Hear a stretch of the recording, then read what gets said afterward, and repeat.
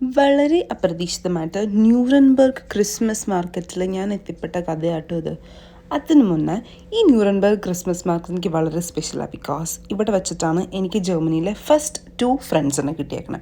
അപ്പോൾ നിങ്ങൾ വിചാരിക്കും ഇതിപ്പോൾ 4 പേരുണ്ടല്ലോ. Because 2 of them were with me like almost ഒരു 4-5 വർഷമൊക്കെ ആയിട്ട്. So these 2 are my new friends. Okay, so ഞാൻ എന്തായാലും ക്രിസ്മസ് വെക്കേഷനാണ്, വീട്ടിൽ ഒറ്റയ്ക്ക് ഇരിക്കണം എന്നുള്ളതിനിട്ട് പരിചയമുള്ളവരുടെ നിൽക്കാൻ വേണ്ടി വന്നതാണ്. അപ്പോൾ ഇവരുടെ ഫ്രണ്ട്സിനെ കൂട്ടി ക്രിസ്മസ് മാർക്കറ്റിൽ പോകണമെന്ന് പറഞ്ഞപ്പോൾ എനിക്ക് ഒറ്റയ്ക്ക് ഇരിക്കാൻ പറ്റില്ലല്ലോ, അങ്ങനെ വന്നതാണ്.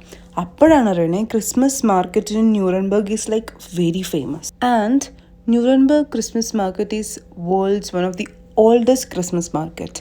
ആൻഡ് ഇവിടെ എന്തോരം ആളുകളാണെന്നറിയുമോ. ഡെക്കറേഷൻസൊക്കെ പിന്നെ പറയാനില്ല. ഞാൻ പറഞ്ഞായിരുന്നു ഇതിനു മുന്നേ ബ്രമൻ ക്രിസ്മസ് മാർക്കറ്റിലെ ഡെക്കറേഷൻ ഏകദേശം നമ്മളുടെ ഉത്സവപ്പറമ്പൊക്കെ പോലെയാണ്. ബട്ട് ഇതിനെ ഉത്സവപ്പറമ്പായിട്ടൊന്നും കമ്പയർ ചെയ്യാൻ പറ്റില്ല കേട്ടോ. ഒരുപാട് വലുതായിരുന്നു, ഭയങ്കര വലുത്.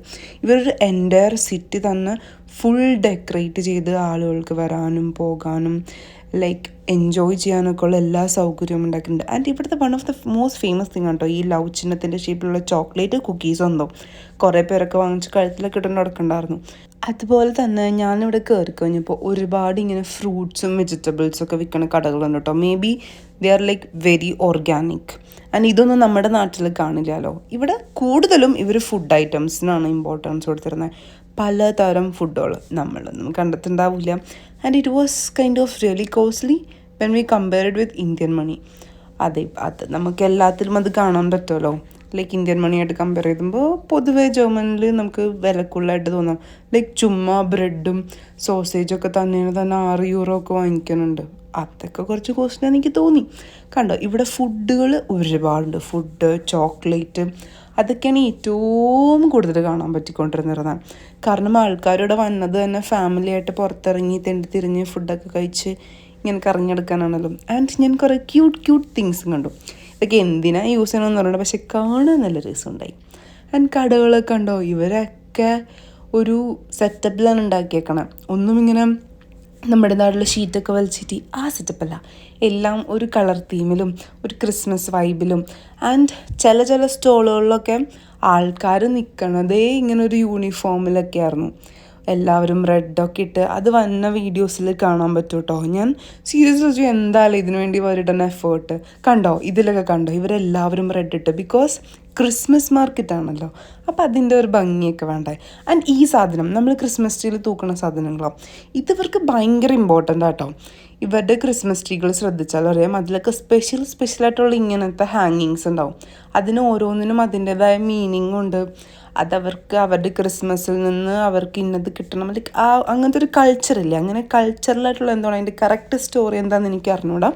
But there is something like related to their culture. And ഇതൊക്കെ ക്രിസ്മസ് ട്രീയിൽ ഹാങ് ചെയ്യണതും വീട്ടിൽ ഹാങ് ചെയ്യണതൊക്കെ ആയിട്ടുള്ള സാധനങ്ങളൊക്കെ ആയിരുന്നു.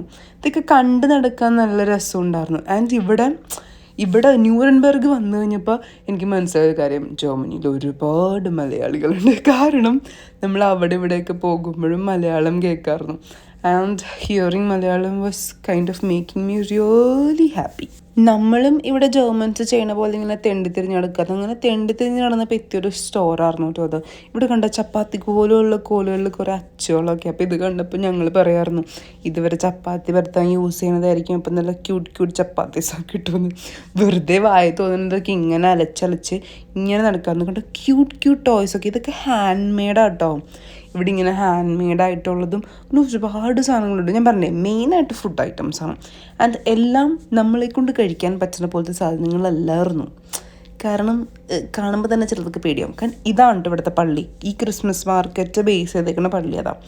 ആൻഡ് സാഹചര്യത്തിൻ്റെ സമ്മർദ്ദം മൂലം എനിക്കത് കയറി കാണാൻ പറ്റിയില്ല. സോ അത് പിന്നെ നമ്മളത് കാണാൻ വേണ്ടിയല്ലല്ലോ വന്നത്. നമ്മളിവിടെ എന്താണ് ക്രിസ്മസ് മാർക്കറ്റ് എന്ന് അറിയാൻ വേണ്ടിയിട്ടാണല്ലോ. ഈ സ്റ്റോർ എത്തിക്കഴിഞ്ഞപ്പോൾ ഞങ്ങളുടെ കൂടെ ഉണ്ടായിരുന്നത് ഇവള് അലീന എന്ന് പറഞ്ഞ കുട്ടി പറഞ്ഞു ഇത് നല്ല ടേസ്റ്റാണ്. ഇവരൊക്കെ ഇവിടെ 6-5 വർഷമൊക്കെ ആയിട്ടിവിടെ ഉള്ളതാട്ടോ. സോ നമ്മൾ ഇതെന്തായാലും ട്രൈ ചെയ്യാമെന്ന് വിചാരിച്ചു. ഇത്രയും എക്സ്പീരിയൻസ് ഉള്ള ഒരാൾ പറയണതല്ലേ. ഇതെന്താണെന്ന് വെച്ച് കഴിഞ്ഞാൽ നമ്മളുടെ അവിടുത്തെ നമ്മുടെ കോളിഫ്ലവർ ബജ്ജിയില്ലേ അതുപോലെ ഉണ്ടാക്കിയേക്കണം. ബട്ട് ഉള്ളിൽ മഷ്റൂമാണ്. കഴിച്ചിട്ട് കുഴപ്പമില്ല, നല്ലതായിരുന്നു. വർത്ത് ഓഫ് മണി എന്നൊന്നും പറയാൻ പറ്റില്ല, പക്ഷേ കുഴപ്പമില്ല. 600 രൂപ ഇതൊക്കെ വാങ്ങിച്ച് കഴിക്കേണ്ട വല്ല കാര്യമുണ്ടോ? പിന്നെ നമ്മുടെ ക്രിസ്മസ് മാർക്കറ്റിലെ മെയിൻ സാധനമാണ് വൈൻ. ഇവിടെ എല്ലാം കിട്ടും, വൈൻ, ബിയർ, റമ്മും ബ്രാൻഡേ കിട്ടുമായിരിക്കും, എനിക്ക് അറിഞ്ഞൂടാ. പക്ഷേ ആൽക്കഹോൾ കുടിക്കാത്തവരൊക്കെ ഒരുവിധം എല്ലാവരും ട്രൈ ചെയ്യുന്ന ഒരു സാധനമാണ് വൈൻ. ആൻഡ് ക്രിസ്മസ് മാർക്കറ്റിലെ ഫേമസ് സാധനമാണ് ഗ്ലൂ വൈൻ. ബ്ലൂ അല്ല കേട്ടോ, ഗ്ലൂ. സോ നമ്മൾ ഇവിടെ നിന്നാണ് അത് ട്രൈ ചെയ്തത്. ആൻഡ് ഇതെൻ്റെ ലൈഫിലെ ഫസ്റ്റത്തെ ഗ്ലൂ വൈനാണ്. ആൻഡ് ആസ് എക്സ്പെക്റ്റഡ് എനിക്ക് ഇതും ഇഷ്ടപ്പെട്ടില്ല. ഇതിനൊരു ബ്രാൻഡിൻ്റെ ചുവയായിരുന്നു, എനിക്ക് ചുമയൊക്കെ വന്നുണ്ടായി. എൻ്റെ അപ്പാപ്പ എന്നിട്ട് കുടിച്ചിട്ടില്ല, പിന്നെയാണ്. അത് കഴിഞ്ഞപ്പോൾ ഞങ്ങളത് ഈ ഒരു ഗോപുരം കണ്ടു. ഇവിടുത്തെ കപ്പേളയെന്ന് തോന്നുന്നു. ബട്ട് ഇവർക്കൊരു വിശ്വാസമുണ്ട്, ഇതിൽ കയറി ഇങ്ങനെ ഒരു റൗണ്ട് തിരിച്ച് കഴിഞ്ഞ് കഴിഞ്ഞാൽ നമ്മളുടെ വിഷ് വരും. സോ കിട്ടിയ ചാൻസല്ലേ, ഞാനത് മുതലെടുത്തു.